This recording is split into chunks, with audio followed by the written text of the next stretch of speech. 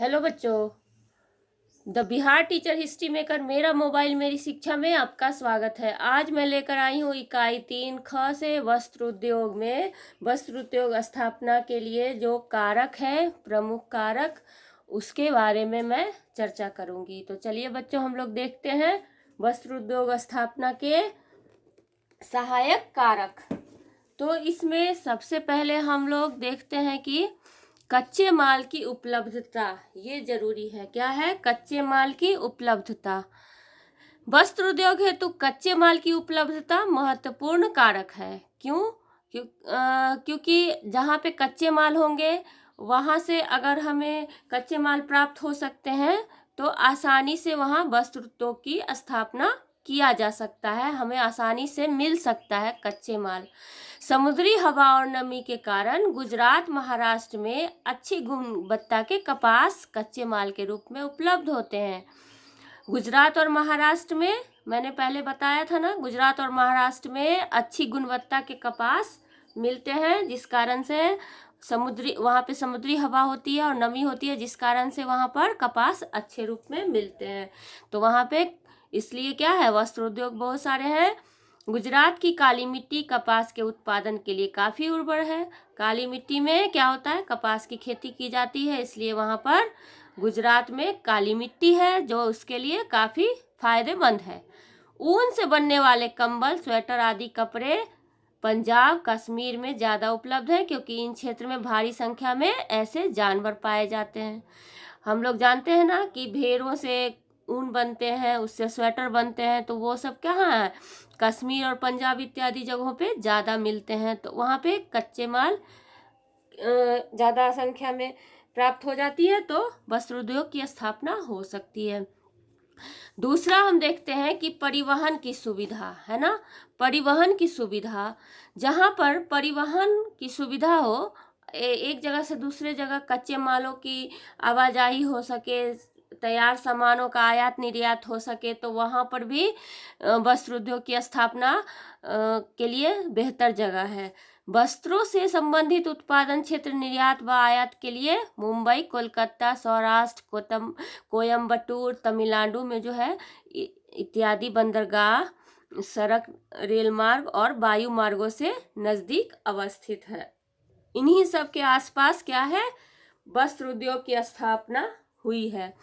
सबसे इससे कच्चे व तैयार माल संपूर्ण देश में पहुंचाया जाता है। साथ ही यूरोपीय देशों से आधुनिक मशीन भी आयात करने में सुविधा होती है। दूसरे देशों से क्या होता है कि हमारे देश में मशीन भी लाया जा सकता है परिवहन की सुविधा से। तो इसलिए उन क्षेत्रों में वस्त्र उद्योग की स्थापना हुई है। जैसे कि कोलकाता, मुंबई, सौराष्ट्र इत्यादि में क्या है कि बंदरगाह है, जहाँ पर जहाज उतरते हैं, वहाँ से खुलते हैं। एक तरह से हम कह सकते हैं कि बंदरगाह का मतलब क्या होता है कि जहाँ पर जहाज़ों का स्टेशन, जैसे कि हम लोग का रेल मार्ग, जो रेलवे स्टेशन होता है, वहाँ से रेल खुलती है, चलती है ना, उसी तरह बंदरगाह में क्या होते हैं कि वहाँ से जहाज चलती है, खुलती है। तो ऐसे जगहों पर मुंबई, महाराष्ट्र, इस सब में क्या होता है, बंदरगाह क्षेत्र है, वहाँ पे बहुत सारे बंदरगाह हैं। तो जहाज़ों के द्वारा ये सब माल एक जगह से दूसरे जगह आसानी से ले जाया जा सकता है। तीसरा है जलवायु। जलवायु जिस क्षेत्र में ज़्यादा बेहतर होगी, वस्त्र उद्योग वहाँ पर आसानी से लगाया जा सकता है। उस वस्त्र उद्योग के लिए नम जलवायु आवश्यक है। जहाँ जहाँ नम जलवायु होगी, नमी वाला प्रदेश होगा, वहाँ पर कपास और रेशे का निर्माण आसानी से हो सकता है।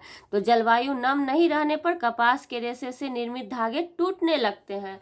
होता है ना कभी कभी कि कोई धागा भींग जाता है तो वो जल्दी टूटने लगता है, या फिर ज़्यादा कड़ा हो जाता है तो टूटने लगता है। तो ऐसा कुछ स्थिति हो जाता है। तो वस्त्र उद्योग के लिए नम जलवायु चाहिए जो सॉफ्ट रख सके, धागे को सॉफ्ट रख सके। तो इसलिए कपास और रेशे के निर्मित धागे जो है वो टूटे नहीं। इस अवस्था में धागों में गांठें पड़ जाएंगी और कपड़े की बनावट अच्छी और मजबूत नहीं हो पाएगी।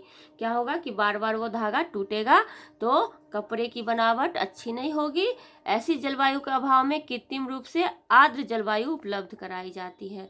अगर कोई क्षेत्र ऐसा होता भी है जहाँ पर वस्त्र उद्योग है लेकिन वहाँ पे ऐसी जलवायु नमी वाली नहीं है, तो वहाँ पे कृत्रिम रूप से, आर्टिफिशियल रूप से ऐसी आर्द्र जलवायु उपलब्ध कराई जाती है।